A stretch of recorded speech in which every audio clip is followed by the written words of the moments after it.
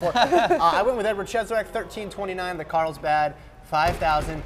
Tied the world record, which was set earlier this year by Julian. Remember, they reset that, so we have to pretend like no one's run a faster 5,000, even though people ran 13 flat in this very race a long time ago. Not too long ago, though. Was it 2000? Sammy Kipketer ran that? Yeah. So Edward Cheserek gets the world record, but not the course record. Shrug emoji, #track. That's how it goes sometimes. Good run for Ches, though. I think 13:29 solid. This field used to be a lot more stacked. A lot more money used to be put out for the Carlsbad 5,000, so the fields used to be a lot deeper. Not the case anymore, but they got Ches there, and he ran a good race. I will say that Meb Keflezighi and somebody else bought this race, so there was more money than there was last year. I was looking last year, and the fields were pathetic last year. There was no money last year. Literally, sub 14 didn't happen.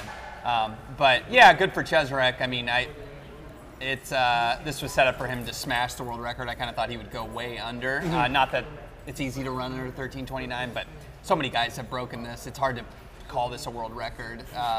It's just a world record through the vein of the IAAF messing around. Might have been windy out there too and slowed it down because it's right by the ocean. So if those Texas winds kind of made their way west. Cheserek, according to the broadcast, our friend of Flo, Tony Revis, who was on the broadcast there, shout out to them putting that up there. Cheserek's heading back to Kenya for a few weeks to train and getting his visa sorted out. So we don't know exactly what's going on with that situation, but it kind of was pointed out in a New York Times article a couple months ago that he was having trouble renewing that. So he'll be heading to Kenya for a bit. I wonder, it's total speculation. I know he's pointed out that he doesn't want to do this, but maybe he'll try to run as a Kenyan he really wants to run in Doha, and that's going to be obviously basically an impossible team to make.